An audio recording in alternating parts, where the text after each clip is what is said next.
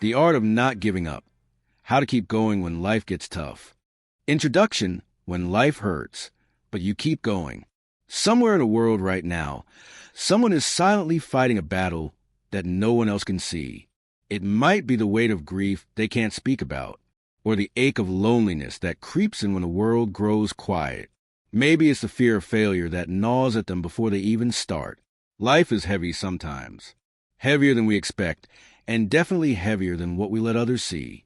We smile, we nod, we say we're fine, and we keep moving forward even when we feel like we're breaking inside. You see, we all have these invisible burdens. The heartbreaks, the disappointments, the setbacks, the losses. No one walks through life untouched. And yet, we live in a world that celebrates perfection and productivity over pain and perseverance. We often don't talk about the days when just getting out of bed feels like an accomplishment, but those days matter. In fact, they matter more than the days when everything is going right, because those are the moments when we find out what we're really made of. Chapter 1, the moment you want to give up. There comes a moment in almost every person's life when the weight of the world feels too heavy to carry. It might be after losing a job, facing the end of a relationship, getting a diagnosis you never expected, or simply waking up one day feeling like you have nothing left to give. That moment, the one where giving up seems like the only option, is both terrifying and deeply human. We don't talk enough about the breaking point. Most people hide it behind a smile, behind their responsibilities, behind silence. But recognizing that breaking point is the first step toward understanding your own strength. The truth is, no one escapes pain or struggle. But how we respond to it can either lead us to transformation or trap us in a cycle of suffering. Maybe you're there now. Maybe everything feels too loud, too fast, too much. Maybe you're tired of pretending. If that's you, take a breath. This chapter is for you. Recognizing that breaking point. It doesn't always happen in a dramatic moment. Sometimes it sneaks in quietly. One morning you realize you're dreading the day before it begins. Or you notice you're always tired, even after full night's sleep. The things you once loved feel distant. You've stopped answering texts, not because you don't care, but because you just don't have the energy to care. That's a breaking point, too. Recognizing it doesn't mean you're weak. It means you're aware. And awareness is powerful. When you notice the signs, emotional exhaustion, disinterest in things you once enjoyed, or even constant irritability, it's your mind and body waving a flag, asking for your attention. Most people try to push through it. They tell themselves to toughen up or keep going, but ignoring the signals only deepens the hole. Recognizing that you've reached your limit isn't failure. It's a beginning of healing. The psychology of hopelessness. Hopelessness is more than just a bad mood. It's a belief, a dangerous one, that things will never get better. It whispers in your ear, telling you that nothing you do matters. It makes you feel like you're stuck in a tunnel with no end. Psychologists often describe hopelessness as one of the core components of depression. When you're hopeless, your brain starts filtering the world through a dark lens. You remember your failures more vividly than your successes. You forget that you've survived hard things before. Your imagination, once full of dreams, now only sees problems. But here's the truth most people forget. Hopelessness lies. It tells you the pain will last forever. It convinces you that you're alone. But emotions, even the darkest ones, are temporary. The human spirit is remarkably resilient, even when it doesn't feel that way. And more often than not, the moment you feel like giving up is just before something begins to shift. Hopelessness thrives in silence. When you keep your pain to yourself, it grows stronger. But when you speak it aloud, to a friend, a therapist, even to yourself, it starts to lose its grip. Naming what you're feeling is not only brave, it's healing. Accepting the pain without judgment. One of the hardest things to do in moments of despair is to sit with the pain without judging yourself for feeling it. We live in a world that glorifies positivity. Stay strong. Look on the bright side. Be grateful. While those sentiments can have value, they often silence the very emotions we need to process. Pain demands attention, not because it wants to break you, but because it wants to teach you something. Maybe it's showing you that something in your life needs to change. Maybe it's reminding you of your unmet needs. Maybe it's just asking you to slow down and breathe. You don't have to fix everything all at once. You don't have to be okay today. But allow yourself to feel, really feel, without rushing to numb it or push it away, is an act of courage. Try telling yourself this. It's okay to not be okay right now. It doesn't mean I'm broken. It means I'm human. When you remove judgment from your emotional experience, you create space for healing. And in that space, strength quietly returns. The first step back to strength. Strength isn't about pretending everything's fine. It's not about smiling through pain or pushing past your limits. Real strength is honest. It's gentle. It's the voice inside you that says, I'll try again tomorrow, even when today was a mess. The first step back to strength isn't a leap. It's a whisper. It's choosing to make your bed even when you don't feel like it. It's taking a shower, drinking a glass of water, answering one text. It's doing the next small thing you can manage. Momentum builds slowly, but it builds. And each small act of self-respect is a brick in the foundation of your comeback. It's okay if you don't feel strong right now. The beauty of strength is that it doesn't require you to feel it in order to act on it. The fact that you're reading this, looking for a reason to hold on, means there's still a spark in you. And that spark is enough. In time, you'll begin to feel like yourself again, or maybe a new version of yourself, one who's walked the fire and lived to tell the story. You don't have to have all the answers today. You just have to keep going. Even if all you can do is take one small step. Even if all you can manage is not giving up. Chapter 2. Why Struggles Shape You. Let's be real for a moment. Nobody likes going through pain. Whether it's heartbreak, loss, failure, rejection, or just the weight of daily life pressing down. Struggles are hard. But here's the part we often forget when we're knee-deep in it. Our struggles shape us. They don't just scar us. They mold us. They turn us into people we never imagined we could become. Pain has a way of stripping away everything superficial. When life hits you hard, it doesn't care how perfect your plans were or how good your intentions are. It just hits. But pain is a teacher, not the gentle kind, but the one that gets your attention and forces you to listen, the kind that makes you question everything. And in that questioning, in that raw, vulnerable place, you start to learn who you really are. Think about a time when something went wrong in your life. Maybe it was a relationship falling apart. Maybe it was losing a job, facing a health crisis, or simply waking up one day feeling completely lost. As terrible as those moments feel, they do something remarkable. They wake us up. Pain pushes us to grow. It forces us to look inward. And even though we might not see it right away, that struggle can be the beginning of something powerful. Resilience isn't something we're born with. It's something we build, one hardship at a time. Every time you fall and get back up, you're growing stronger. You may not notice it at first, but you are. Resilience is like a muscle. You only develop it when you're under pressure. It's in those moments when you think, I can't do this. And then somehow you do. That resilience is born. And it doesn't come with fanfare or celebration. Most times, no one even sees it. But it's there, quietly building you from the inside out. What's amazing is that science backs this up. There's something called post-traumatic growth. It's the idea that some people don't just bounce back after trauma. They bounce forward. They grow. They find new meaning, deeper purpose, and even greater happiness than before. It sounds strange, right? That something painful could lead to something beautiful. But it happens more often than we realize. Post-traumatic growth doesn't mean the pain goes away. It means we learn to carry it differently. We learn from it. It transforms us. Survivors of deep trauma often report a new appreciation for life, stronger relationships, and a clearer sense of what really matters. Why?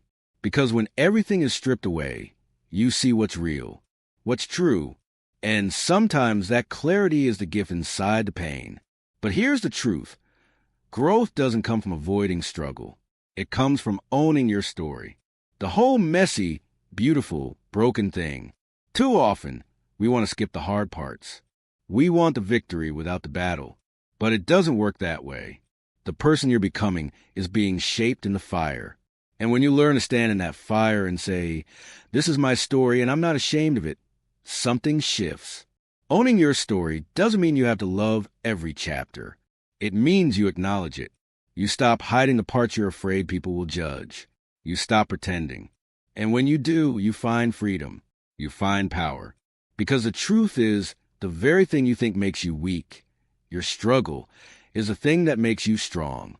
People don't connect with your perfection. They connect with your realness, your honesty, your scars. I want you to remember something important. Your struggle is not a sign you're broken. It's a sign you're becoming more aware, becoming more compassionate, becoming more powerful than you ever thought possible. And no, it doesn't feel good while it's happening. Growth rarely does. But when you look back, you'll see how every hard moment was carving out space for something better. There's no shame in the fight. There's no shame in the tears or the days you want to quit. That's part of the process. That's part of what makes you human. The point is not to avoid struggle, but to allow it to shape you into someone wiser, kinder, and more resilient. Chapter 3, Redefining Strength. Strength is often misunderstood. We've been taught to believe that being strong means never crying, never breaking down, never asking for help, and always holding everything together no matter what. But that version of strength is a myth. Real strength doesn't come from pretending everything is okay when it's not. Real strength is deeper, quieter, and much more human. What real strength looks like isn't always obvious. Sometimes, it looks like waking up and getting out of bed even when the weight of the world is pressing down on you. It looks like choosing to try again after a failure. It's the ability to stay true to yourself when everything around you is telling you to give up. Strength is in the quiet resilience, the persistent hope, and the decision to keep going when no one else is watching. It doesn't roar. Often it whispers, and yet it's powerful enough to carry you through the darkest nights. We live in a world that celebrates the image of having it all together. Social media shows us the highlight reels of people's lives. Rarely do we see the messy behind-the-scenes moments when someone is barely holding on. This creates an illusion that being strong means being unaffected. But the truth is, nobody has it all figured out. Everybody struggles. And pretending to be okay all the time is not a sign of strength. It's a mask we wear because we're afraid of being judged or misunderstood. Breaking the myth of always being okay is liberating. It gives us room to breathe. It allows us to admit when we're struggling, to reach out to say, "I'm not okay right now, and that's okay." True strength lies in that honesty. It lies in vulnerability. When we allow ourselves to be seen fully, flaws, fears, pain, and all, we're not weak. We're courageous. Being vulnerable takes courage. It means risking rejection, judgment, or misunderstanding. But it also opens a door to deeper connections, healing, and authentic living. When you're vulnerable, you're being real. And being real is the strongest thing you can be. It means dropping the armor and letting your true self step forward. That kind of bravery doesn't shout. It doesn't look glamorous. But it's life-changing. Vulnerability says, "This is who I am." And that truth has the power to move mountains. We often think we need to wait until we feel strong to take action. But the truth is, strength grows through action. The simple act of showing up, even when you're scared, exhausted, or uncertain, is what builds resilience. Showing up for yourself, for your dreams, for the people you love, even when it's hard, is the essence of true strength. You don't have to be fearless to move forward. You just need to be willing. Some days, showing up might mean taking a small step, like making a call, going for a walk, or simply choosing to keep going. Other days, it might mean resting, saying no, or asking for help. There's strength in all of it. You don't earn your worth through how much you endure in silence. You earn it by honoring your truth and choosing to continue, even if your pace is slow. One of the most powerful things you can do for yourself is redefine what strength means to you. Let it be something that supports you, not something that weighs you down. Let it be flexible, human, and real. Let it include your tears, your doubts, your comebacks, and your quiet determination. Let it be the kind of strength that doesn't need a shout to be heard. When life gets tough, and it will, remember that your strength is not measured by how well you hide your pain, but by your willingness to keep going in spite of it. Strength is choosing hope over despair. It's holding on to your values when the world tests them. It's finding your voice when silence seems easier. And most importantly, it's knowing that you're allowed to break and that you can still rebuild stronger than before. Chapter 4. When motivation disappears. There's a moment that comes to all of us, sometimes more than once. It creeps in quietly or slams into us without warning, the moment when motivation vanishes. You wake up and everything feels heavier. That fire you had yesterday is now a dull flicker. The goal is still there, but your will to move toward it seems to have evaporated overnight. If you've ever felt this way, you're not alone. And more importantly, you're not broken. This chapter is for those moments. Let's start with something honest. Motivation is not a reliable partner. It's not supposed to be. Motivation is like the weather. Sometimes it's bright and energizing, and other times it vanishes into gray skies without any explanation. We often wait for motivation to strike before we act. But what if we flip that? What if we acted even when motivation didn't show up? That's where discipline steps in. Motivation is the spark, but discipline is the steady engine. Discipline is doing what needs to be done even when you don't feel like doing it. It's brushing your teeth, going to work, checking in on a friend, writing the next page, or walking 10 minutes because you said you would. Discipline is the quiet promise you keep with yourself. And over time, it builds a powerful kind of trust inside you, a trust that you'll keep going even through fog. Still, when motivation disappears, it's easy to feel stuck. We tend to think we need a massive burst of energy or inspiration to get moving again. But here's a secret. Small actions create big shifts. One small habit, done consistently, can change your life far more than a dozen grand resolutions you forget by next week. Start with something so small it feels almost silly. One push-up, one sentence, one glass of water, 1 minute of stillness. The size doesn't matter. The consistency does. We often underestimate the power of momentum. The hardest part isn't doing the work. It's starting. Beginning when you don't feel like it is a skill that gets easier with practice. Tell yourself, I'll do it for just 5 minutes. Often, those 5 minutes turn into 10, then 15. The point isn't to finish something big. The point is to begin. Action generates clarity, and with clarity often comes renewed energy. But what about those days when even starting feels impossible? That's okay, too. There are days when rest is the right answer. But rest is not the same as quitting. Rest means acknowledging your limits and giving yourself the space to breathe. Quitting means letting go of the vision you once held. One is healing. The other is surrendering to hopelessness. Know the difference. Respect your need to rest, but don't confuse it with giving up. Building your inner drive doesn't happen overnight. It's not about being tough all the time or pretending you don't have doubts. Inner drive is built in the quiet moments, when you show up for yourself again and again, even when no one is watching. It grows when you choose to be kind to yourself instead of cruel, when you celebrate your tiny wins instead of shaming yourself for not being further ahead. Your inner drive is not powered by perfection. It's fueled by persistence. You don't need to get it all right. You just need to keep coming back to the page, to the gym, to your breath, to your goals. Even if you've fallen off 100 times, you can still return. Every single time you do, you prove to yourself that you haven't given up, and that matters more than you know. Sometimes, the biggest victories come in the smallest ways. Waking up and choosing to try again. Showing up when it would be easier to stay in bed. Saying, I don't feel like it, but I'll do it anyway. That's what makes you resilient. That's what builds strength beneath the surface. Life doesn't always feel inspiring. Progress isn't always exciting. But that doesn't mean it isn't happening. You are allowed to have low days. You are allowed to feel disconnected. But you are also allowed to continue anyway. To keep choosing yourself. To keep investing in the life you're building. Even when motivation disappears, you don't have to. So today, don't wait for spark. Be the spark. Take the tiniest step forward. Honor the effort, not the outcome. And know that what you're doing right here, right now, counts. You don't need to be perfect. You just need to not give up. Chapter 5, The Lies We Tell Ourselves. We all have a voice inside our heads. Sometimes it cheers us on, but other times it whispers things that aren't true. It tells us we're not good enough, not smart enough, not strong enough. These lies aren't shouted. They're quiet, subtle, and convincing. They sound like truth because we've repeated them for so long. We've stopped questioning them.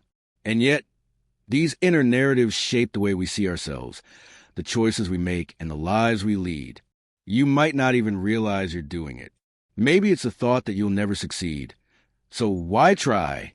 Or the feeling that everyone else has it figured out, and you're just pretending. These are common lies we tell ourselves. They come from fear, from past experiences, from the way we were raised. They're survival tactics we picked up along the way, meant to protect us. But they end up holding us back. One of the most harmful lies we tell ourselves is that we're not worthy. This belief can wear many disguises. It might show up as perfectionism, thinking you have to be flawless to be accepted. Or maybe it's procrastination, putting things off because deep down you're afraid you'll fail. Sometimes it looks like staying in toxic relationships because you think you don't deserve better. When you believe you're not enough, everything you do is filtered through that belief. Even your successes feel like flukes. Another common lie is a belief that change isn't possible. I've always been this way. That's just who I am. These phrases might feel like facts, but they're often just fear dressed up as identity. Growth is uncomfortable. It challenges everything you know about yourself. So instead of leaning into that discomfort, it's easier to settle into the idea that you can't change. But the truth is, change is always possible. It might be slow, and it might not look like what you imagine, but it's real. So, how do we start identifying these lies? It begins with awareness. Pay attention to the things you say to yourself, especially in moments of stress or failure. When something doesn't go your way, what's your first thought? Do you jump to blame yourself? Do you spiral into worst-case scenarios? These thoughts are often automatic, but they hold clues to your deeper beliefs. Write them down. Say them out loud. Sometimes, hearing the words makes it easier to recognize how harsh or untrue they really are. Once you've named a lie, you can begin the process of rewriting it. This doesn't mean pretending everything is perfect. It means telling yourself a new, more honest story, one based on growth, not fear. Instead of saying, I'm a failure, try saying, I didn't get the outcome I wanted, but I'm learning. Instead of, I'll never be good enough, say, I'm doing my best and that's enough today. Rewriting the script is a practice. It takes time and patience. Think of it like learning a new language. At first, your old beliefs will be louder. They'll interrupt. But the more you practice speaking truth to yourself, the more natural it becomes. Your mind starts to shift. You begin to trust yourself. And that trust creates the foundation for real, lasting change. Sometimes the lies we tell ourselves were planted by others. Maybe someone once told you that you weren't smart and you believed it. Maybe you were constantly compared to someone else and internalized the idea that you'd never measure up. These voices live on inside of us, even when the people who said them are long gone. But you don't have to keep carrying them. You get to decide what stays and what goes. Speaking truth to yourself means showing up with compassion. It means acknowledging the pain without letting it define you. It's reminding yourself that struggling doesn't make you weak. It makes you human. It's about choosing curiosity over judgment. Instead of asking, what's wrong with me? Ask, what's this try to teach me? The truth is, you are more than the sum of your doubts. You are not the worst thing you've done or the hardest day you've had. You are not broken beyond repair. You are a work in progress. And that's not something to be ashamed of. That's something to be proud of. When life gets hard, it's easy to fall back into old patterns. The lies resurface. But now, you're starting to recognize them. You know they're not facts. You've learned to pause, to question, and to speak a new truth. That's where the real strength lies. Not in pretending to be okay, but in choosing to be honest with yourself, even when it's uncomfortable. You don't have to believe every thought you think. You don't have to accept every story your mind tells you. You have the power to choose which thoughts get your attention and which ones you let go. That power is your freedom. And with that freedom comes a courage to keep going, even when it's hard. Chapter 6. Finding Purpose in Pain. Pain has a way of pulling us apart, so we can discover the pieces we're truly made of. No one invites it in, and yet when it arrives, it tends to leave behind something we didn't expect, a deeper understanding of ourselves. At first, pain just feels like suffering. It hits hard, lingers longer than it should, and demands attention. But if we're willing to lean into it, even just a little, we start to uncover truths that are invisible when everything is going right. Pain, uncomfortable as it is, has the strange ability to awaken what matters most. Some of the most passionate people in the world discover their fire through their wounds. That might sound strange, but it's true. The artist who paints through heartbreak, the counselor who once struggled with anxiety, the activist who lost someone they loved and decided to fight for change. Passion often doesn't begin in joy. It's born in discomfort, sometimes even despair. Pain pushes us to care deeply, to act boldly, and to connect with others more honestly. When something hurts, it forces us to pause. And in that pause, we ask questions we might not otherwise ask. What do I want to do with this? How can I use this pain? Where do I go from here? That's where something powerful begins to shift. Pain, when channeled correctly, becomes fuel. It drives us to turn our suffering into service. It's how someone who lost a child to illness ends up starting a foundation to help others. It's how a person who battled depression becomes a voice for mental health awareness. The things we survive aren't meant to bury us. They're meant to open us up. You don't have to become a hero or a spokesperson. But when you begin to see your pain as a bridge, not a wall, you realize you're not alone in what you've experienced. And that connection, one hurting soul helping another, creates meaning. There's always meaning behind the mess. It might not be obvious right away. In fact, it often isn't. When you're in the middle of the chaos, it feels like everything is falling apart. But with time, distance, and reflection, you begin to see the threads weaving together. That heartbreak that shattered you taught you how to love more gently. That loss you thought you'd never get over made you treasure every moment you have now. That failure you were so ashamed of showed you the grit you didn't know you had. These are not just pretty sayings. They're lived truths, repeated by people who've hit rock bottom and still manage to rise. Your pain is not meaningless. Even when it feels like it is, it's forming something inside you. It's shaping your character, strengthening your empathy, clarifying what you stand for. And maybe, just maybe, it's preparing you for something you can't yet see. Purpose doesn't arrive fully formed. You create it piece by piece, often through trial and error, through breakdowns and breakthroughs. And the strongest why is usually found in the aftermath of pain. Ask yourself, why did this hurt so much? What do I care about so deeply that the situation broke me? What lesson is this pain trying to teach me about what I value? These aren't questions you rush through. They take time, and they deserve honesty. Because once you know your why, once you understand what you're fighting for, it becomes easier to keep going, even when life doesn't get easier. You're not weak for feeling broken. You're not lost because you haven't figured it all out yet. If anything, being in pain shows that you're human. And the fact that you're reading this, trying to understand it, trying to grow from it, is proof that you haven't given up. That matters. That's the beginning of purpose. You don't have to know the end of the story to keep turning the page. You just have to trust that this chapter, no matter how painful, is part of something bigger. When people say things like, everything happens for a reason, it can feel dismissive. Not everything happens for a good reason, but everything can be given a reason. You can choose to find meaning in what you've lived through. You can choose to turn your suffering into a story of strength. No one can take that choice from you. Life will hurt, but your response to that hurt, that's where your power lies. Chapter 7, you're allowed to rest. There comes a point in every journey where your body whispers what your mind refuses to hear. You're tired.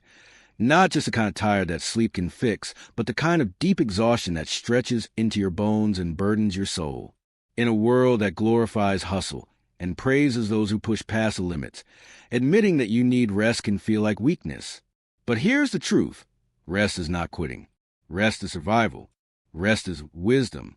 And more importantly, rest is your right.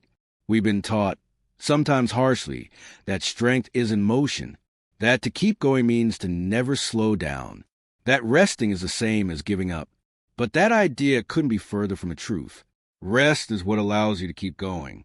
Just like a phone that needs recharging or a car that needs fuel, you can't keep moving without pausing. Even machines need breaks. And you, my friend, are a living, breathing human being with limits that deserve to be honored. Sometimes, resting feels like letting people down. You might worry that if you take a step back, everything will fall apart, or that others will see you as weak or lazy. But rest doesn't mean abandoning your dreams. It means pausing so you can return stronger. It's a pause, not a period.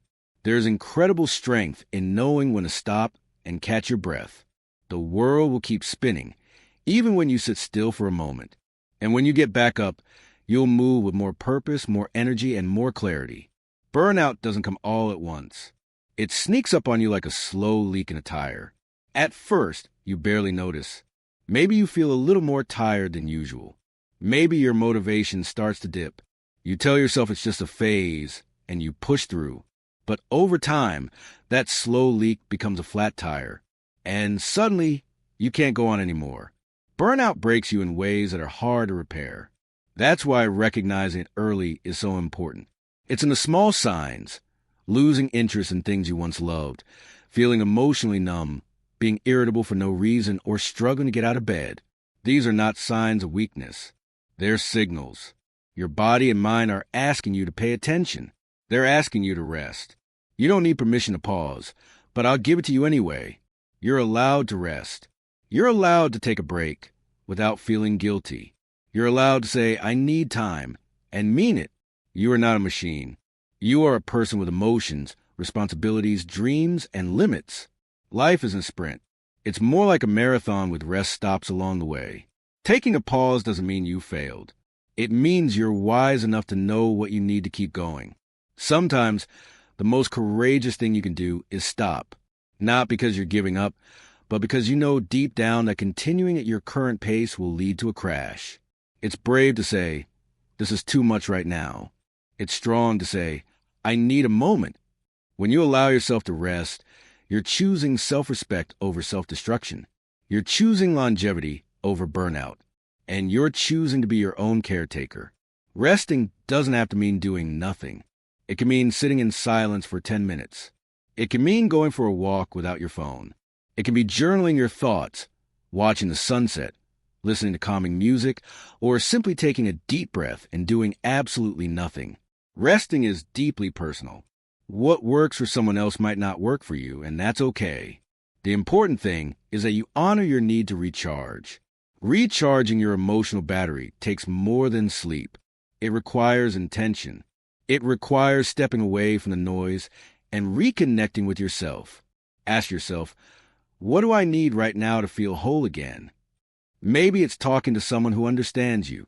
Maybe it's spending time in nature, reading a book, or just allowing yourself to cry.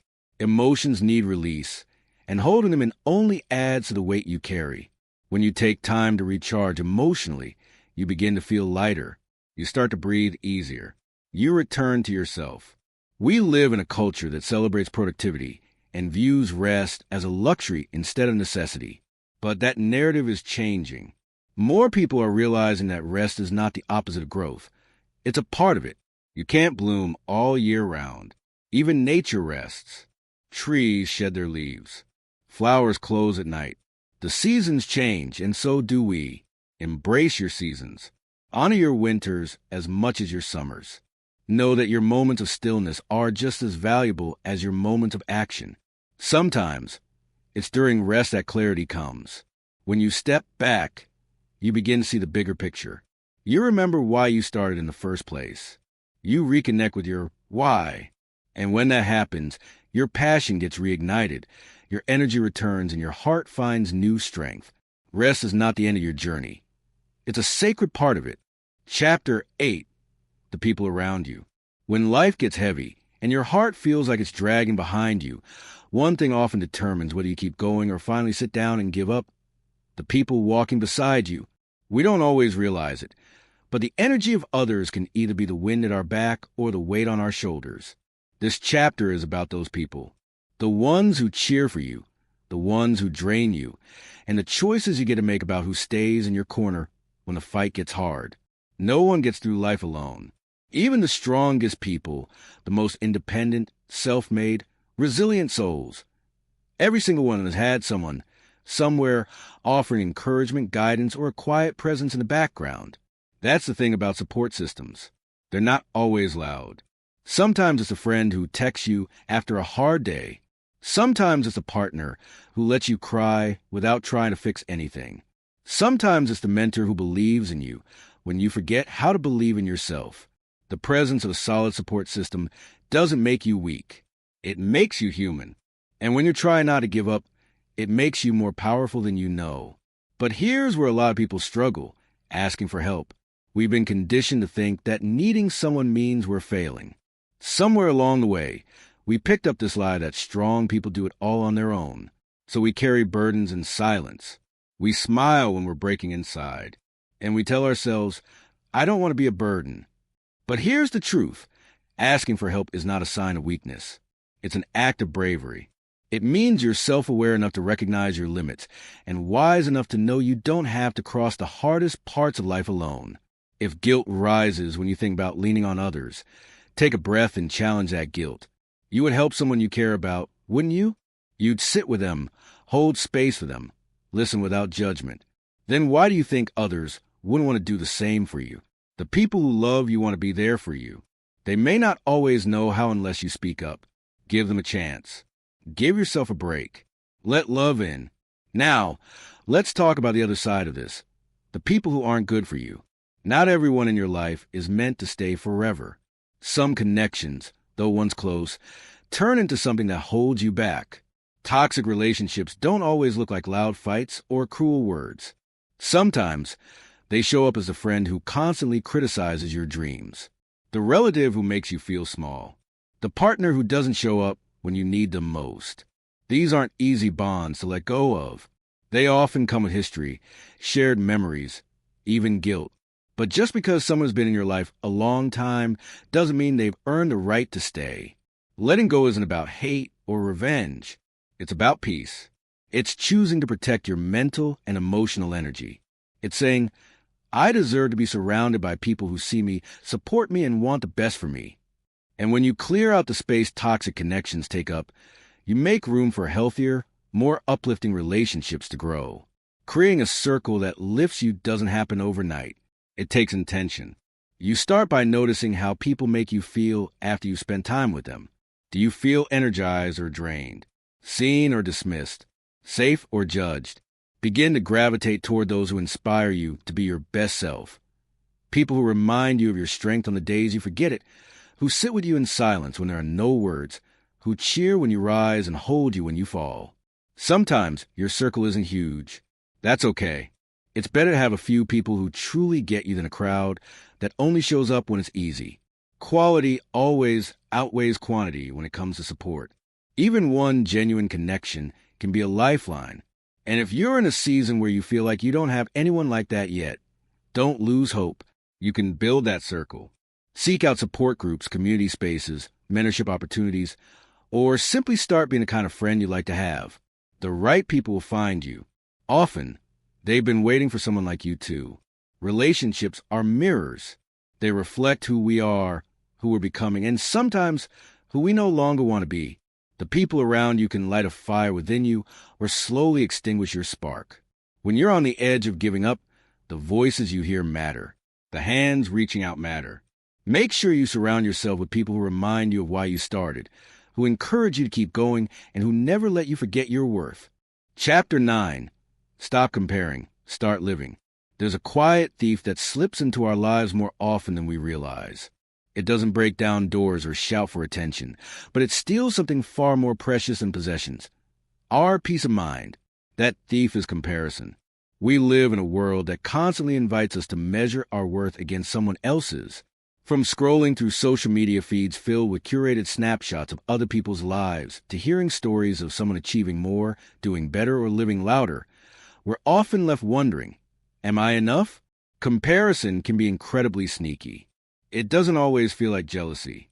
Sometimes it comes disguised as motivation, But beneath that mask, it quietly chips away at our resilience. You begin to doubt your pace, your choices, your progress. You question if you're doing life right. And that question, when repeated enough times, can convince you to stop trying altogether. The thing about comparison is that it rarely takes context into account.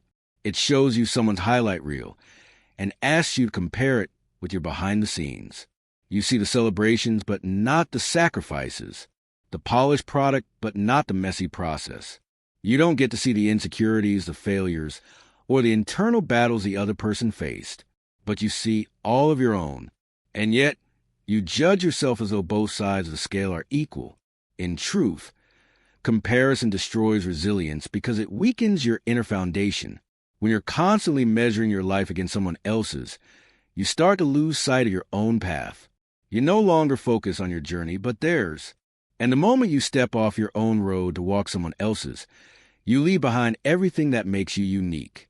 Your values, your voice, your story, they all begin to fade under the weight of trying to be someone else. Social media intensifies this struggle. It amplifies the illusion of perfection and keeps us constantly plugged into a world where everyone seems to be doing better. But most of what you see online is just that, an illusion, a carefully selected, heavily filtered glimpse of someone's life. It's not the truth, and it's definitely not the full picture. We weren't meant to live in comparison. We were meant to live in connection. But instead of connecting with others in a way that builds us up, we often use their lives as a mirror to highlight what we lack. We see someone's success and interpret as our failure. We witness their joy and question our own happiness. It's a cycle that slowly drains our energy and self-worth. So, how do we step out of that cycle? It starts with running your own race. Imagine running a marathon and constantly looking to your left and right, worrying about how fast others are going. You trip, lose focus, and eventually burn out. That's what happens when you live in constant comparison. Your energy is split between where you are and where you think you should be based on someone else's journey. But when you fix your eyes on your own lane, your pace becomes clearer, your path steadier. You stop trying to be faster or better than anyone else and start focusing on being true to who you are. Running your own race means accepting your timing. It means understanding that life is not a competition, but a unique unfolding of experiences meant just for you. Your timeline doesn't have to match anyone else's. Just because someone else got there sooner doesn't mean you're behind. You're exactly where you need to be. One of the most powerful shifts you can make is choosing to become the best version of yourself instead of a copy of someone else. And the truth is, no one else can do you better than you. That might sound cliche, but it's powerful. You were born with your own set of strengths, flaws, passions, and dreams for a reason. When you embrace that, you stop trying to shrink yourself to fit into someone else's mold. You don't need to be louder to matter. You don't need more followers to be worthy. You don't need to be rich, famous, beautiful, or perfect to be enough. You just need to be you, raw, real, and resilient. To live without comparison is to give yourself permission to breathe. It's the freedom to wake up and decide what success looks like for you. Not what it looks like on someone's Instagram, not what your parents expected, not what society demands. It's waking up and asking, what do I want today? What matters to me? What makes me feel alive? This doesn't mean you'll never compare again. We're human. We notice differences. But noticing isn't the same as defining your worth by those differences. The key is awareness. When you catch yourself spiraling into comparison, pause, breathe. Remind yourself that someone else's beauty doesn't make you less beautiful. Their success doesn't make you a failure. Their joy doesn't diminish yours. There's enough room in the world for all of us to shine. At the end of the day, you are not behind. You are not failing. You are not lost. You are growing, evolving, and becoming at your own pace, in your own way. The art of not giving up begins with a decision to stop comparing and start living. Living fully, boldly, and authentically. Living in a way that honors your truth, your values, your heart. Chapter 10, The Voice Inside Your Head. There's a voice in your head that follows you everywhere. It talks to you when you wake up. It has something to say when you look in the mirror. It whispers when you're facing a challenge and shouts when you make a mistake. The truth is, we all have that inner voice, and most of us don't realize how much power it holds. It can be a quiet ally or a brutal enemy. The difference lies in how aware we are of it and how we choose to engage with it. For many people, that voice is harsh. It criticizes. It compares. It points out flaws, highlights failures, and reminds us of everything we think we're not. And because it sounds like our own thoughts, we believe it. But the truth is, that voice isn't always telling the truth. In fact, much of it is shaped by old experiences, past pain, and internalized expectations that no longer serve us. Becoming aware of your self-talk is the first step to taking back your power. Most of the time, we're on autopilot, and that inner dialogue runs unchecked in the background of our lives. We don't even notice it. We just feel the impact of it. We feel anxious, unworthy, or stuck without fully understanding why. But when you pause and start listening to how you speak to yourself, everything begins to shift. You start noticing the patterns. You catch the moments where you would never say to someone else what you just said to yourself. That awareness opens the door to change. There are really two voices inside us, the inner critic and the inner coach. The critic is the one that's always disappointed. It thrives on perfectionism and shame. It says things like, "You'll never be enough," or "Why even try?" It feeds off fear. But the coach, that's a different voice entirely. The inner coach is compassionate, encouraging, and realistic. It doesn't pretend life is easy, but it reminds you that you're capable. It says things like, "This is hard, but you've done hard things before," or "You made a mistake, but that doesn't define you." One of the most important shifts you can make in your life is learning to move from your inner critic to your inner coach. That doesn't mean silencing every negative thought, but it does mean questioning them. Challenging those thoughts is powerful. Just because a thought pops into your head doesn't mean it's true. You get to ask, is this thought helping me or hurting me? Is it based on fact or fear? For example, maybe your inner voice says, "I'm not good enough to succeed." Instead of accepting that as truth, you could respond, "Where did that come from? What evidence do I have that supports it or contradicts it?" Most of the time, these negative beliefs are echoes from the past. They might have come from a critical parent, a painful rejection, or even a moment of failure that you never fully processed. But today, you have the power to rewrite those scripts. It takes practice, though. Rewiring your inner voice doesn't happen overnight.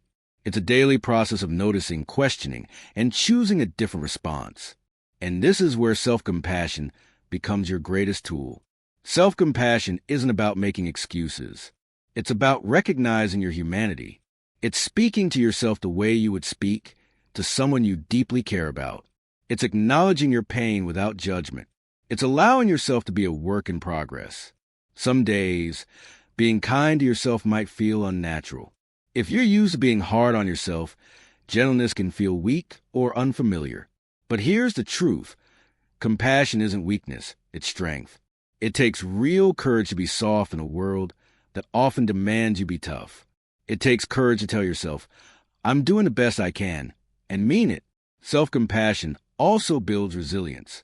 When you stop beating yourself up for every setback, you give yourself permission to keep trying. You're no longer paralyzed by the fear of not being perfect. You're focused on growth, not punishment. And that mindset, that gentle persistence, is what leads to real change. Think about how you'd speak to a friend who was struggling. Would you call them a failure? Would you tell them to give up? Of course not. You'd probably offer encouragement, remind them of their strengths, and stay by their side as they work through it. That's the kind of relationship you deserve to have with yourself. The voice inside your head doesn't need to be your enemy. It can become your greatest source of strength. But it starts with paying attention. It starts with noticing when your thoughts are tearing you down and choosing, in that moment, to respond differently. Not perfectly, just differently. A little more kindness, a little more patience, a little more belief. You don't have to fake positivity. You just have to be honest. You can say, "I'm struggling and I'm still worthy." You can say, "This hurts, but I will heal." You can say, "I'm scared, but I'm going to keep moving forward." That's what self-talk with compassion sounds like. And when you practice it enough, it becomes natural. It becomes a new soundtrack of your life, one that uplifts instead of undermines. The more you practice listening to your inner coach, the stronger that voice becomes. And over time, you'll find that it's not about silencing the critic completely, but about giving more space to the voice that believes in you, the voice that knows you've come through storms before, the voice that sees your worth, even when you can't. Chapter 11, Micro Wins Matter. There's a kind of magic in the small things we do, those tiny steps we take that might not seem like much at the time, but slowly, steadily shape our lives. In a world obsessed with grand achievements and loud success, it's easy to overlook the quiet power of what we call micro wins. But these moments, these small victories, are the true fuel for long-term growth. They are the steady heartbeat of progress. When life gets tough and the journey feels overwhelming, micro wins are what remind us that we're still moving forward. So, what exactly is a micro win? It's any small action, any minor step, any quiet accomplishment that brings you closer to where you want to be. It could be getting out of bed when you didn't feel like it, replying to that one email you've been avoiding, drinking water instead of reaching for soda, or taking 5 minutes to breathe when your thoughts are racing. A micro win is often invisible to others, but it means something to you. It's your personal proof that even when everything feels heavy, you still showed up in your own way. We often discount these little efforts because they don't feel big enough to count. Society teaches us to chase big dreams, big milestones, and big moments of glory. But the truth is, those big moments are built on a foundation of small, consistent wins. Every time you choose to do something helpful, healthy, or hopeful, no matter how small, you are building a path towards something bigger. And when you start to see micro wins as valid, as worthy, and as essential, everything begins to shift. One of the most important parts of embracing micro wins is learning how to celebrate them. Celebration doesn't have to be elaborate. It can be a deep breath and a silent, "I did it." It can be a smile at your own effort. It can even be writing it down at the end of the day to remind yourself that progress happened. When you celebrate micro wins, you teach your brain to recognize effort, and that recognition helps build motivation. You no longer wait for something monumental to feel proud. You become proud of yourself in everyday moments, and that kind of self-respect is incredibly powerful. Sometimes, progress is happening even when we can't see it. This is one of the most frustrating and beautiful truths about personal growth. You might feel stuck, like nothing is changing, but beneath the surface, something is shifting. Think of it like planting a seed. For days, or even weeks, you see no signs of life. But under the soil, that seed is transforming. Roots are growing. Foundations are being built. Micro wins are like watering the seed every day, even when you can't see anything sprouting yet. Your effort matters, even when the results are invisible. Trust that. Honor that. It's easy to get discouraged when the world demands constant results and visible progress. But growth is often quiet. Change can be subtle. Sometimes the biggest transformations happen silently, in the moments no one else sees. The decision to try again, the effort to keep going, the willingness to believe in yourself even when doubt creeps in. These are the micro wins that create lasting change. The true strength of micro wins is that they stack. One leads to another. When you collect enough of them, they begin to form a momentum that carries you forward. That's how habits are built. That's how resilience is strengthened. And that's how you keep going when everything feels like too much. You don't have to take giant leaps. You just have to keep taking one small step, again and again. Momentum doesn't come from perfection. It comes from persistence. And persistence is made up of tiny, daily acts of courage. Micro wins build your confidence because they remind you that you're capable. They whisper, "You've got this," every time you take action. And the more you collect, the stronger you feel. You begin to see yourself differently, not as someone who is waiting for motivation or breakthrough, but as someone who is already doing the work, already building something meaningful. The beauty of this approach is that it works no matter what season you're in. If you're thriving, micro wins help you stay grounded. If you're struggling, they give you hope. If you're healing, they offer a sense of control. And if you're growing, they mark your progress in a way that feels encouraging rather than exhausting. When life gets tough, and it will, remember that you don't have to fix everything at once. You don't have to figure it all out today. You just have to find one small win and hold on to it. Maybe it's getting dressed. Maybe it's showing kindness to someone else. Maybe it's writing a single sentence in a journal or choosing to rest when your body asks for it. Whatever it is, let it count. Let it matter. Over time, these moments will accumulate. You'll look back and see how far you've come, not because of one dramatic shift, but because of thousands of small choices. You didn't give up. You kept showing up. You honored the journey, even when it was slow. Chapter 12. What to do when everything goes wrong. Sometimes life delivers a punch so hard, it knocks the air right out of you. You don't see it coming. You don't get a warning. And before you know it, everything feels like it's crumbling. Maybe it's the loss of someone you love. Maybe it's a job you depended on. Maybe it's a dream that suddenly feels unreachable. Whatever it is, the weight of it is heavy, and it can make you feel like you're drowning in a world that won't stop spinning. If you're in that place right now, I want you to know this. You're not broken. You're human. And pain, as much as it hurts, is not the end of your story. Coping with major setbacks isn't something most of us are taught. We're told to be strong, to keep our chin up, to just move on. But when your world is falling apart, strength doesn't always look like standing tall. Sometimes it's just getting out of bed. Sometimes it's breathing through one more moment. And that's okay. One of the first things you need to remember in the middle of a crisis is that it's okay to not have it all figured out. Life doesn't come with a manual, and the hardest parts often catch us off guard. You might feel numb, angry, heartbroken, or all of those at once. That doesn't make you weak. That makes you real. And there's nothing wrong with feeling what you feel. In the chaos, grounding yourself becomes a lifeline. When your mind is racing and your heart feels like it's going to break, come back to the present. Look around and name 5 things you can see. Feel your feet on the floor. Take a slow, deep breath. These simple acts may sound small, but they can be powerful. They pull you out of the storm inside your head and remind you that, in this moment, you are still here, and that matters. There's something else you need to hear right now. Just because today is hard doesn't mean tomorrow won't be better. It's easy to believe that things will always feel this way when you're in the middle of the pain. But time has a way of healing in quiet, gentle ways. The cracks in your heart won't close overnight, but they will close. You won't forget what happened, but you will grow around it. Having faith in the future doesn't mean pretending everything's okay when it's not. It means holding on to the possibility that there's more to come, that joy, healing, and meaning still exist beyond this moment. You may not see it now, but one day you will. That's what hope is. It's the light that stays even when everything else goes dark. Sometimes you'll need to hit reset.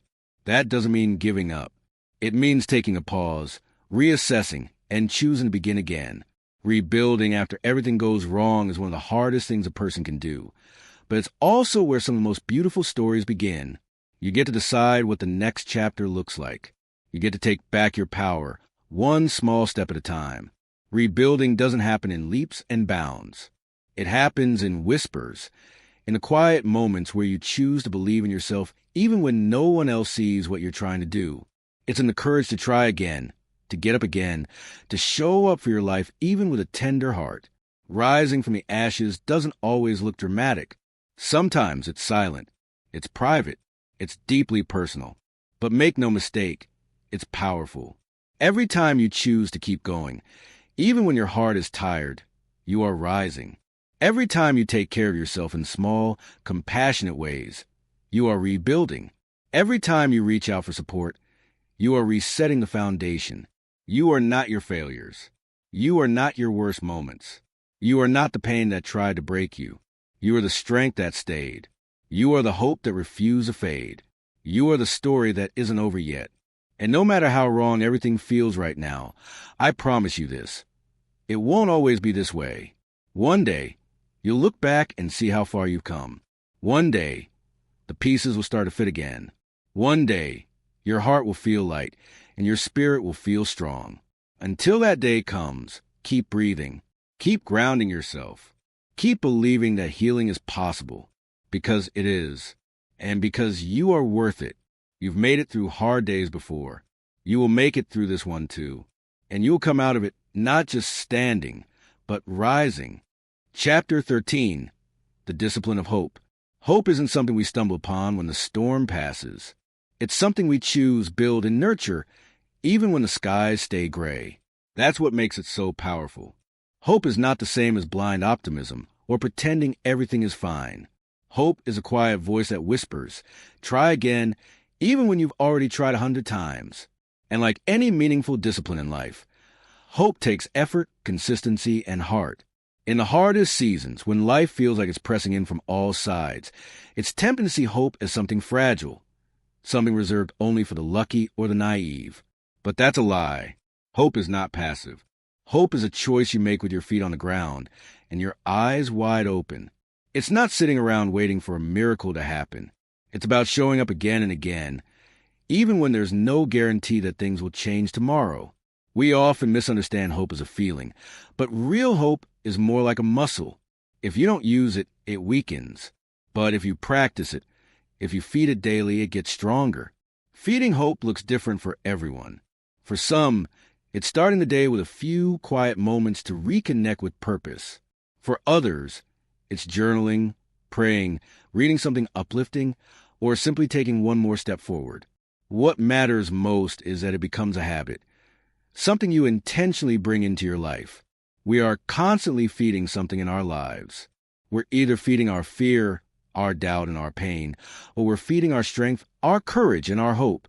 When you make space for hope, even in the smallest ways, you begin to shift your internal narrative. Suddenly, your story isn't just about what went wrong. It's also about what's still possible. Sometimes, you have to be your own hope dealer. You have to remind yourself of your own strength, your own resilience, and the fact that you survived hard days before. You've made it through sleepless nights, heartbreaks, and disappointments that once seemed unbearable. And you're still here. That means something. That means there's more life ahead, more lessons, more healing, more joy. But hope isn't just something you hold for yourself. It becomes even more powerful when you offer to others. When you speak life into someone else's struggle, you become a mirror showing them their strength. You become a reminder that they are not alone. And somehow, in offering hope to others, you find your own growing stronger. Being a hope dealer doesn't require grand gestures. It's in the small things, a kind word, a listening ear, an honest conversation that says, I see you and I believe in you. These moments of connection can shift someone's entire perspective. Sometimes, what a person needs most isn't advice or solutions, but simply a spark of belief that better days are possible. But let's be real. Hope doesn't always come easy. There are days when believing feels exhausting.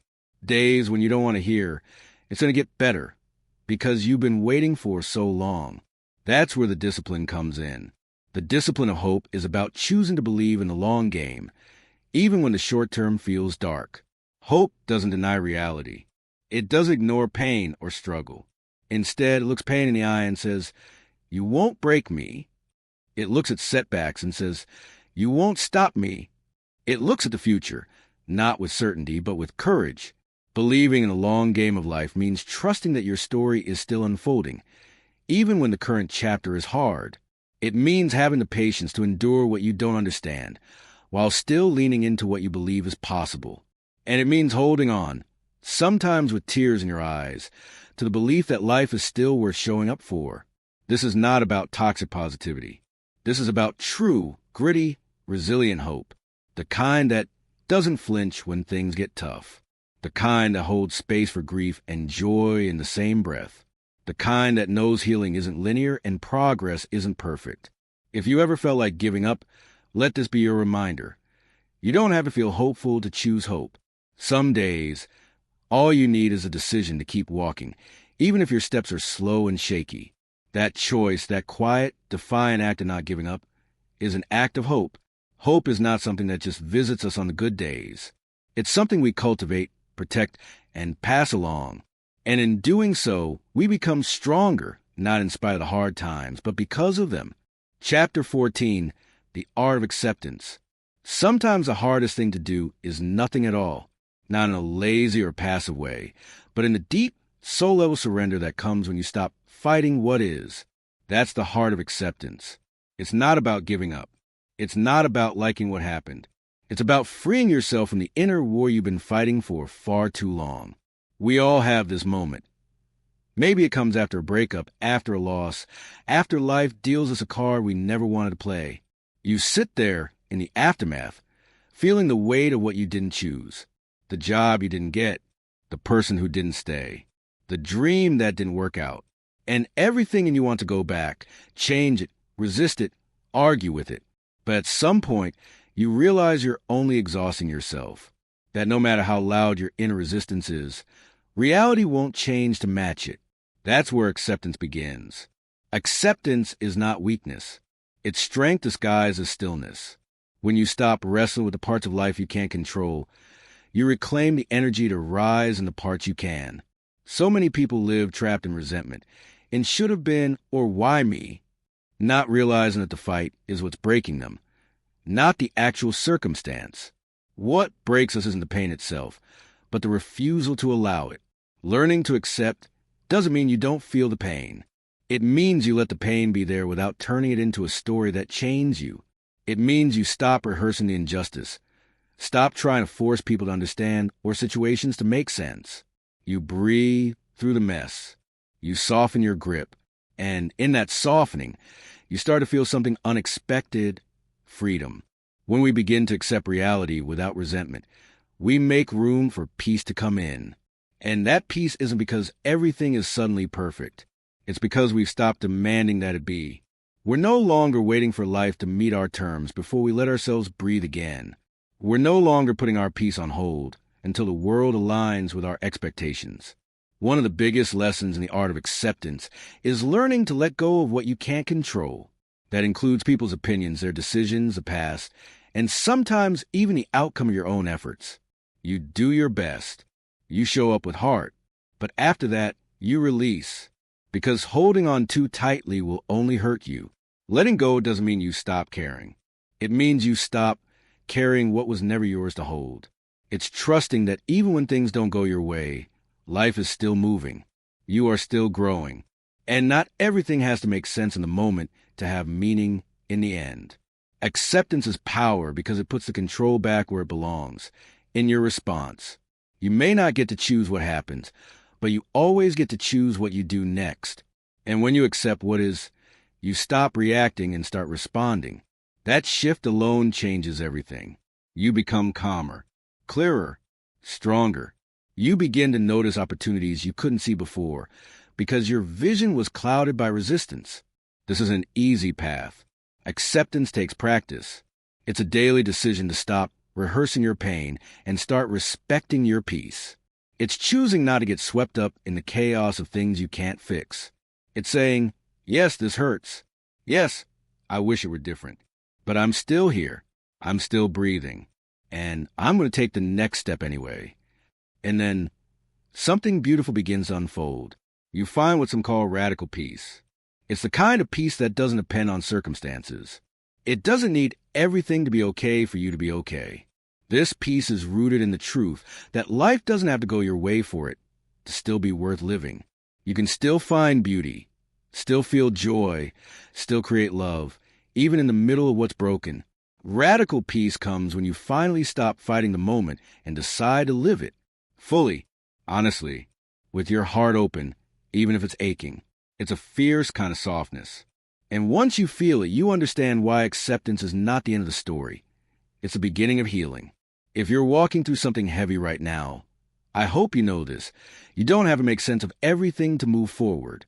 You don't have to like what happened to begin again. You just have to decide that you're not going to let what happened define how you live the rest of your life. The art of acceptance is not a one-time event. It's a way of living, a way of meeting life as it is, instead of constantly resisting it.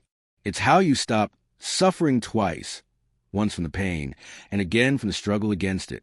It's how you return to yourself gently and truthfully, because at the end of the day, the real power is not in changing everything around you. It's in changing the way you carry what you've been given. And when you learn the art of acceptance, you carry it with grace. You carry it with strength. You carry it with peace. Chapter 15, Grit in Everyday Life. When people think of grit, they often picture someone pushing through intense physical pain, fighting against the odds in dramatic situations, or achieving great success after years of public struggle. But grit isn't always loud or heroic. In fact, the grittiest moments of our lives are often the quietest. Grit shows up in the small choices we make each day, the ones no one sees, the ones that don't come with applause. This kind of grit doesn't make headlines, but it builds a strong and resilient life. What grit really means is the ability to keep going when things are hard, boring, or both. It's not just about enduring pain or chasing huge dreams. It's about sticking with your values, your goals, and your responsibilities. Even when you'd rather give up, grit isn't about being perfect or never getting tired. It's about refusing to give in to the voice that says, "This doesn't matter," or "You're not strong enough." Grit is knowing that progress isn't always obvious, and that worth isn't always measured by how far you've come, but by how hard you've tried again and again. You don't have to be in a crisis to need grit. Everyday life is filled with moments that test us. Getting out of bed when the weight of life feels too heavy. Showing up at work even when you're emotionally drained. Preparing meals for your family when you're mentally exhausted. Listening with love when you're frustrated. These aren't grand gestures, but they require inner strength. It takes grit to be consistent when no one is watching and when no one is clapping. That kind of quiet commitment shapes who you become. One of the most overlooked truths about grit is that it's built through routine. We often wait for motivation to show up before we act, but grit grows when we act without waiting to feel ready. When you commit to showing up, whether it's for a walk, a journaling session, a work task, or a conversation, you're training your mind to lean into discomfort. Every time you choose to stick with something instead of avoiding it, you're building mental toughness. It doesn't always feel rewarding in the moment, but it adds up. Each repetition of a task, each moment of staying present, reinforces your ability to endure and persist. That's what grit is, the practice of perseverance in real time. Even grace requires grit. Sometimes the hardest thing to do is to be kind to yourself or to others when things are falling apart. Letting go of control, forgiving someone, giving yourself space to rest, or allowing yourself to feel deeply vulnerable requires immense courage. We often think of grace as gentle and soft, but it takes strength to choose grace over anger, over blame, over resistance. When life pushes you to your limits, grit might look like holding your tongue or choosing compassion instead of bitterness. It might mean taking a deep breath and responding with calm, even when every part of you wants to react. Grace and grit go hand in hand. They both require the strength to pause and the patience to carry on. In the rush of life, it's easy to forget how powerful these small, consistent acts of grit can be. But the truth is, the way you face the ordinary moments is often what defines your extraordinary growth. Grit in everyday life doesn't seek praise. It isn't shiny. It won't always feel inspiring. But it will carry you through the toughest seasons, the longest nights, and the heaviest doubts. You might not feel brave. You might not feel strong. But if you're still showing up, even when it's hard, you're already living with grit. And that matters more than you think. Chapter 16, Rebuilding Confidence. Confidence isn't something that comes easily for everyone. And at times, life has a way of making us question our worth. When self-doubt creeps in, it can be deafening, louder than any voice of reason or past successes. The fear of failure, the hurt of rejection, and the weight of previous disappointments often make us feel like we're not capable of moving forward. But even in the face of these overwhelming feelings, it's possible to rebuild that core sense of self-belief that we thought had slipped away. When self-doubt becomes loud, self-doubt is a silent thief. It doesn't ask for permission to enter. It just shows up uninvited. It starts small, perhaps as a niggling feeling of uncertainty about a decision or an action you've taken. But over time, if left unchecked, it grows louder. It whispers that you're not good enough, that you don't deserve success, or that failure is inevitable. When self-doubt becomes loud, it can drown out everything else. The small victories, the supportive voices around you, and the confidence you once had. We've all been there. It's natural to feel discouraged when things aren't going the way we planned or hoped. It's easy to let the whispers of self-doubt take over, to believe that every mistake is a confirmation of our inadequacy. But what if, instead of giving in to that negative voice, we chose to challenge it? The first step in rebuilding confidence is recognizing that self-doubt is a part of the human experience. It's not a sign that we're weak or incapable. It's a signal that we care, that we want to improve, and that we're pushing ourselves to grow. Self-doubt doesn't disappear overnight, but it can be managed. The more we understand its presence, the more we can shift our focus back to the things that truly matter, our strengths, our growth, and our potential. Reclaiming self-belief after failure. Failure doesn't define us, but it certainly has the power to shake our confidence. After a setback, whether it's a failed project, an unachieved goal, or a personal disappointment, it's easy to fall into the trap of seeing ourselves as failures. We start to question if we're good enough, if we have what it takes to succeed, or if maybe this is a sign to give up altogether. Reclaiming self-belief after failure is a difficult but crucial part of personal growth. It's in these moments that we need to remind ourselves that failure is not the end. It's simply a step in the process of success. The greatest individuals in history, those we admire for their courage, strength, and accomplishments, are often those who faced failure time and time again, but chose to keep going. They didn't let their mistakes define their future. One of the most important things to remember is that failure is temporary. It's an event, not an identity. The key to reclaiming your confidence after failure is to take the lessons from the experience without allowing it to define you. Reflect on what didn't work, why it didn't work, and how you can do better next time. View failure as feedback, not as proof that you are not good enough. When you reframe failure as a learning opportunity rather than a reflection of your worth, you open the door to growth and resilience. Self-belief is not about never failing. It's about embracing the failures as stepping stones to something better. Confidence through action. Confidence doesn't come from wishing, hoping, or even thinking positively about ourselves. It comes from action. It's about showing up even when it's hard. It's about putting one foot in front of the other, even when you don't feel like it. The act of doing, of moving forward, is what builds confidence over time. When you're struggling with self-doubt, the best thing you can do is take action, no matter how small. It doesn't have to be a grand gesture or a massive leap. Start with one small task. If you're afraid of failing again, start with something simple, something that feels manageable. The key is to build momentum. For example, if you failed to finish a project in the past, don't pressure yourself to complete the entire project in one go. Instead, set a small, achievable goal. Write one paragraph, make one phone call, complete one small task. Completing these smaller steps will begin to build momentum, and with momentum comes confidence. Each time you take action, you prove to yourself that you are capable, that you have the strength to keep going. Action doesn't just move you closer to your goals.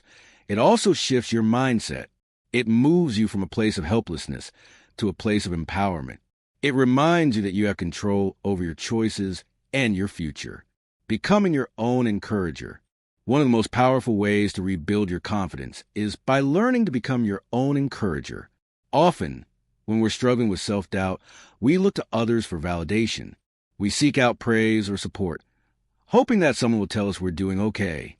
But relying solely on external encouragement can leave us vulnerable. What happens when there's no one around to cheer us on? Becoming your own encourager means learning to lift yourself up when no one else is around. It means recognizing your worth and speaking to yourself with the same kindness and compassion that you'd offer to a friend. It means being your own source of motivation and support, especially when things get tough. When you feel the urge to criticize yourself, pause and ask yourself, would I speak to a friend this way? If the answer is no, then it's time to change the way you speak to yourself. Instead of focusing on your mistakes, focus on what you've learned and how far you've come. Celebrate the small wins, even if they seem insignificant. Each step forward is progress. Encouraging yourself doesn't mean ignoring the truth or pretending everything is perfect. It means acknowledging your challenges and still choosing to believe in yourself. It's about saying, I may not have it all figured out right now, but I'm trying and that's enough. Over time, this positive self-talk will strengthen your inner belief, and you'll find that your confidence starts to grow naturally. Moving forward with confidence. Rebuilding your confidence is a journey, not a destination. There will be setbacks, and there will be moments when you feel unsure of yourself. But with each challenge, you have the opportunity to grow stronger, wiser, and more resilient. Confidence isn't about never feeling fear or doubt.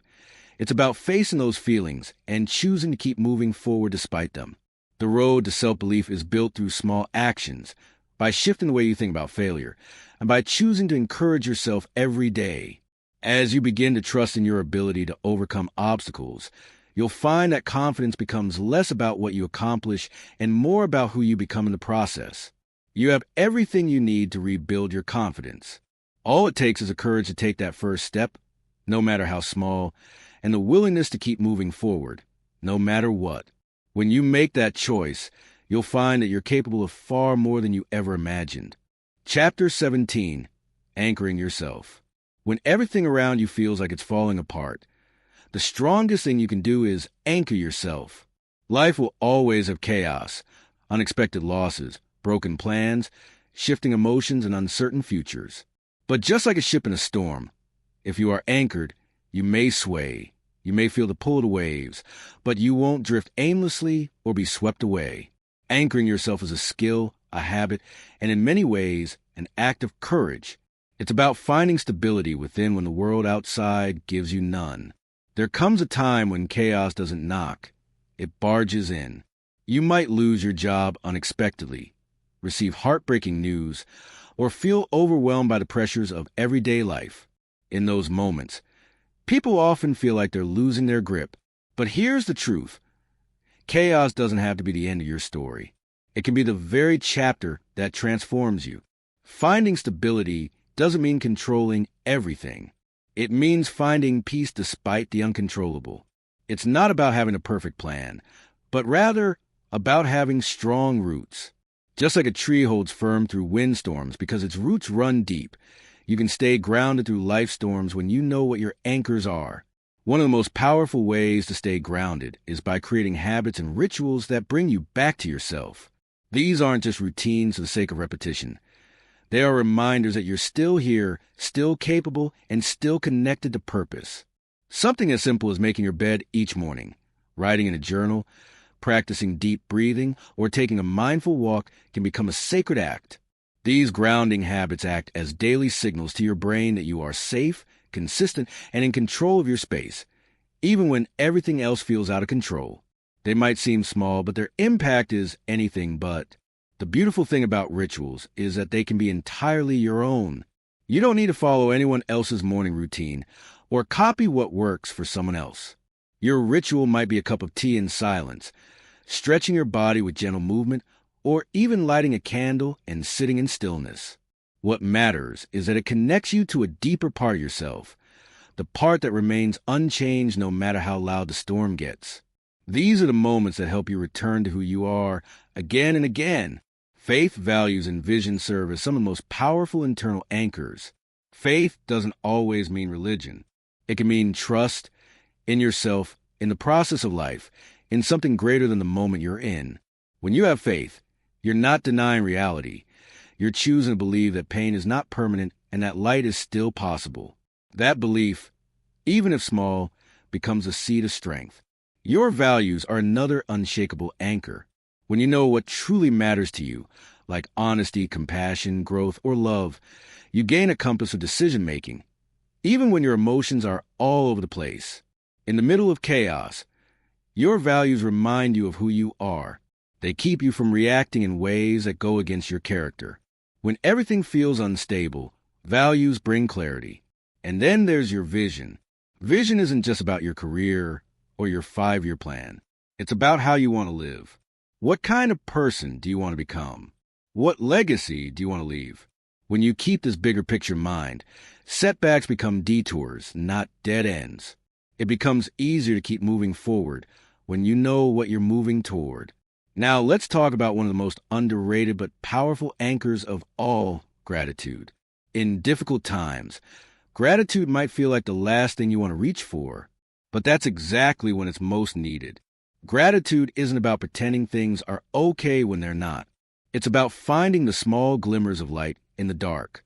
It's about saying, yes, this hurts, but I still have breath in my lungs. I still have someone who cares. I still have another chance to try. When practiced consistently, gratitude rewires your brain. It trains your mind to notice what's still good, still worthy, still beautiful, even in the mess. Gratitude grounds you in the present moment and reminds you that life, even when hard, still has meaning.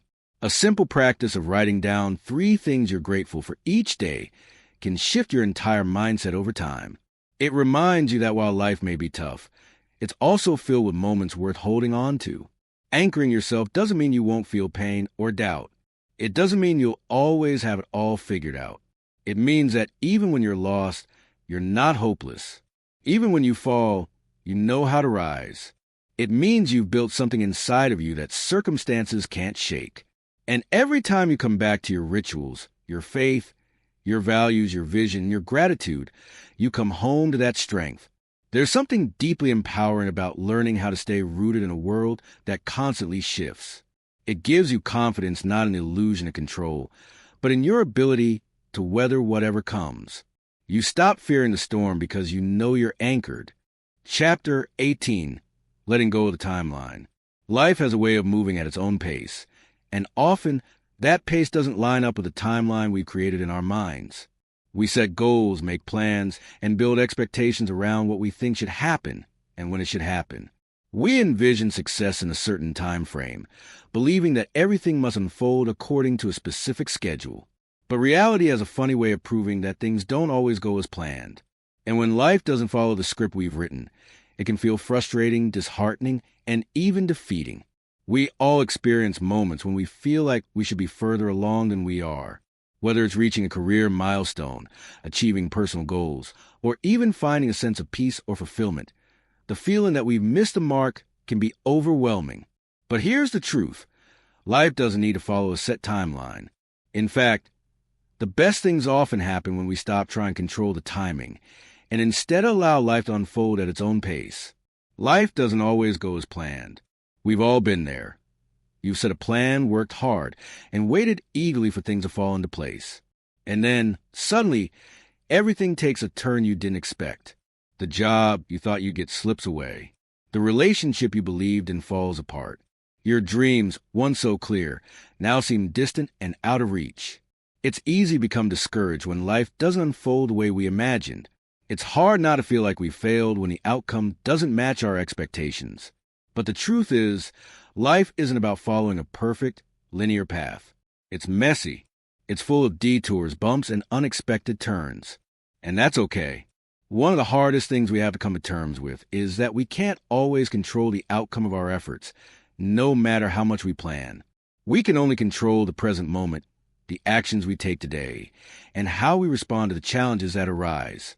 When we let go of the idea that life should unfold according to a strict timeline, we open ourselves up to the beauty of what is happening right now.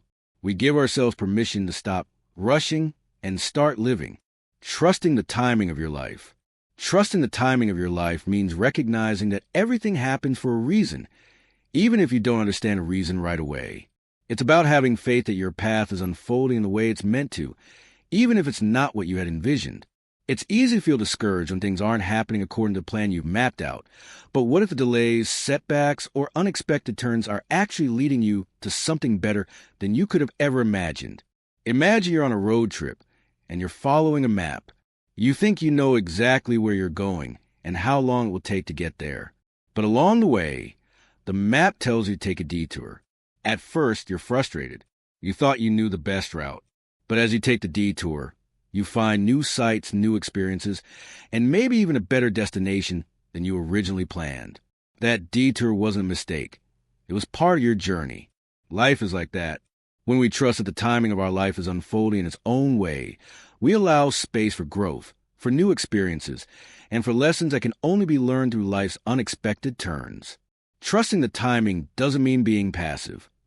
It means releasing the need to control every step and allowing yourself to flow with life's rhythm. There will be moments when it feels like everyone around you is moving forward faster than you are. It's natural to compare ourselves to others, but comparison only steals our peace. Everyone's journey is different, and just because someone else is moving at a different pace doesn't mean you're behind. You're exactly where you need to be right now. How to be patient with yourself. Patience is not just about waiting. It's about how we wait. When things don't go according to plan, it's easy to become frustrated with ourselves. We ask questions like, why haven't I achieved this yet? Or what's wrong with me? These questions can make us feel inadequate, as though we're falling short in some way. But being patient with yourself is about being kind and understanding during the waiting period. It's about acknowledging that growth, healing, and progress take time. Just because things aren't happening as quickly as you'd like doesn't mean you're not making progress. In fact, sometimes the things that take the longest to develop are the ones that are the most worth it. Patience with yourself also means allowing room for mistakes, setbacks, and imperfections. You're learning, evolving, and growing, and that takes time. It's important to stop expecting perfection from yourself and start embracing the process. The journey you're on isn't a race, and there's no deadline for your personal growth. Be gentle with yourself when things don't go as planned, and recognize that even the delays are part of the journey. Instead of beating yourself up for not being further along in life, focus on what you're learning in the process. Celebrate the small victories, the moments of growth, and the strength it takes to keep going, even when the timeline doesn't look the way you imagined. Progress without pressure. There's a dangerous myth in our culture that says we must constantly be moving forward, constantly achieving, constantly doing in order to be successful or happy. This pressure to keep going, to keep achieving, can make us feel like we're never enough. But real progress doesn't happen when we're living under constant pressure. It happens when we're able to relax, trust the process, and take one step at a time without the weight of unrealistic expectations. Progress is not linear. It's not always about constant forward momentum.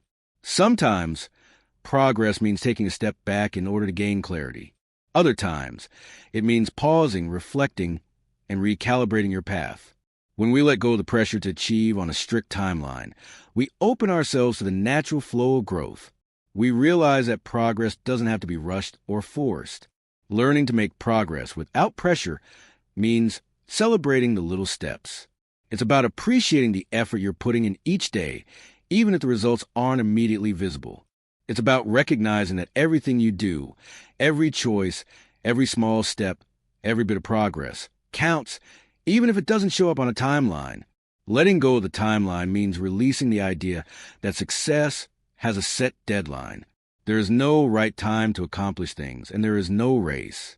Your life is unfolding in its own time, and that timing is perfect, even if you can't see it yet. The key is to keep moving forward with trust, patience, and faith in the process, knowing that each moment, no matter how small, is part of your journey. The power of trust and patience. Trusting the timing of your life and being patient with yourself can bring a sense of peace and freedom. When you stop forcing things to happen and let go of the pressure to meet arbitrary deadlines, you make room for the magic of life to unfold in its own time. You begin to realize that the best things come when we're not trying to rush them, when we're allowing ourselves the space to grow at our own pace. Chapter 19, Breaking the Silence. There comes a point in everyone's life when the pain inside becomes too loud to ignore. It bubbles beneath the surface, hidden behind forced smiles and polite nods. We pretend we're okay. We say, I'm fine out of habit, and we carry our burdens in silence, believing no one will understand, or worse, fearing they'll judge. But silence is heavy. And when life gets tough, breaking that silence might be the most courageous thing we ever do. Talking about the tough stuff isn't easy. It goes against everything we've been taught about being strong. We're raised to hold it together, to be brave, to keep our emotions in check. Somewhere along the way, vulnerability started getting confused with weakness. But the truth is, real strength lies in being able to say, I'm not okay right now. It's hard to open up. It takes trust, and more than that, it takes bravery. When you speak your truth, you risk being misunderstood or rejected. But staying silent has its own cost. Silence feeds shame. It isolates you, convincing you that you're alone in your struggle, even when you're surrounded by people. The longer you keep things bottled up, the heavier it gets. There's something deeply human about being seen, not just for your smile, but for your scars. We all crave connection, yet the fear of judgment keeps us apart. Ironically, it's in our rawest, most broken moments that we're most able to connect. When someone opens up to you about what they've been through, something shifts. There's a spark of recognition. You realize maybe you're not the only one. Maybe it's okay to not be okay. Vulnerability isn't about dumping all your emotions onto anyone who'll listen. It's about choosing honesty over perfection. It's about owning your story, especially the parts you wish you could erase. There's immense power in saying, "This happened to me and I'm still here." And here's something important.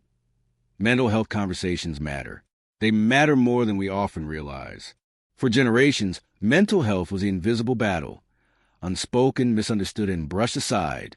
But depression, anxiety, trauma, grief, these are not signs of failure. They are part of the human experience.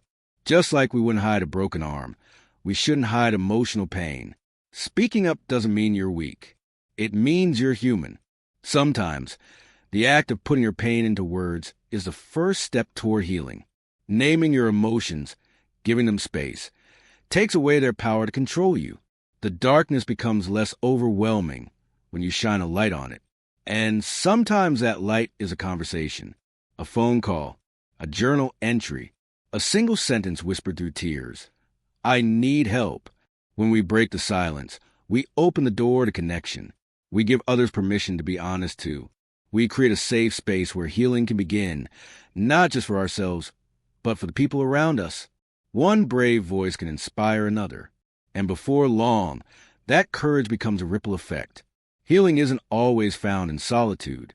Sometimes it lives in shared pain, in long talk with a friend who just gets it, in therapy sessions where you finally feel seen, in support groups, books, music, even in strangers who share their stories. Every time someone speaks up, the stigma gets a little smaller. The shame loses its grip. You don't have to have the perfect words. You don't have to be fully healed to talk about what hurts. You just have to be willing to reach out, willing to let someone in, willing to be real. And if you're not ready to talk out loud yet, that's okay too. Write, reflect, let out in a way that feels safe. But know this, the weight you're carrying isn't meant to be held alone. There are people who want to understand, people who will listen without trying to fix you, people who've been where you are and made it through. Breaking the silence isn't just a personal act. It's a rebellious one. It pushes back against a lie that we must suffer quietly. It challenges a narrative that emotional pain should be hidden. It takes the power out of shame and places it back in your hands. Chapter 20. Living with Unfinished Pieces. Some things in life don't end with a clear conclusion. There's no bow to tie things up, no final word, no perfect closure. And yet, we keep hoping for it. We wait for the moment when everything will finally make sense, when every unanswered question will be resolved, when the pain will subside for good. But what if that moment never comes? What if the healing isn't neat or complete, but rather messy, slow, and incomplete? What if the real art of living isn't about finishing every chapter with clarity, but learning how to keep walking even when the story is still unfolding? Closure is something we often chase because we think it will bring peace. But the truth is, closure is overrated. It's not always necessary to understand why someone left, why something happened, or why life didn't go the way we hoped. Sometimes, the why doesn't matter as much as the what now. You can spend years digging into the past trying to uncover an explanation that might never come. And in doing so, you pause your life, waiting for a moment that may never arrive. Closure doesn't always come with answers. Sometimes it comes with acceptance. Acceptance that you may never know, that the ending you imagine won't happen, and that it's okay to move forward anyway. Life is messy. It's chaotic and unpredictable. People let you down. Plans fall apart. Dreams shift. Emotions get tangled. And sometimes you don't get to wrap things up in a way that feels fair. And still, we're here, living, breathing, trying to make sense of it all. Making peace with the mess doesn't mean giving up. It means understanding that control is an illusion and perfection is a myth. It means recognizing that growth often comes from the parts of life that feel unresolved. We often believe that the best parts of life are the tidy, polished ones, the success stories, the happy endings, the clear resolutions.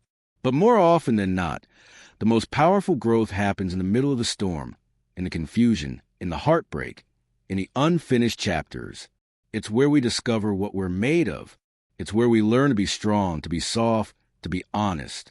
We don't become wiser because life handed us perfect endings. We grow because we stayed standing even when everything felt uncertain. Your life doesn't need to be a clean story. It's okay if your heart still aches for someone who left. It's okay if you're still grieving a version of your life that never happened. It's okay if there are questions you'll never get answers to. You can still live. You can still laugh. You can still love again. The pain doesn't need to be resolved for you to move forward. The mess doesn't have to be cleaned up for you to feel joy again. You don't have to be whole to begin again. Every day is a chance to begin, even when you're unsure, even when you feel broken, even when nothing makes sense. You can create rituals that ground you. You can build small habits that remind you of who you are. You can choose compassion for yourself instead of criticism. You can learn to carry both the pain and the possibility. Because healing isn't about erasing the past. It's about making peace with it. And making peace doesn't mean pretending it didn't hurt. It means giving yourself permission to feel everything without letting it paralyze you. You are a work in progress. And that's not a weakness. It's a beautiful truth. You are constantly becoming, constantly learning, constantly reshaping. There's no final version of you that you need to arrive at before you can feel proud or content. There's only this moment, this breath, this step, and that's enough. You don't have to have it all figured out. You just have to keep showing up. Living with unfinished pieces means choosing to live anyway. It means saying yes to life even when you're still holding pain in one hand. It means opening your heart again even after it's been broken. It means trying again, trusting again, believing again, even when it would be easier to shut down. Courage doesn't always look like grand gestures. Sometimes it's just getting out of bed. Sometimes it's sending the message. Sometimes it's sitting with your grief and not running from it. Sometimes it's letting go, not because you're over it, but because you're choosing your peace. There's strength in unfinished stories. There's power in open endings. You don't need everything to be wrapped up in order to move forward. Life isn't about reaching a destination where everything finally makes sense. It's about learning to dance in the uncertainty, to find grace in the chaos, to trust that even in the not knowing, you are still becoming who you're meant to be. Thanks for listening. Stay tuned with us for more upcoming life-changing audiobooks.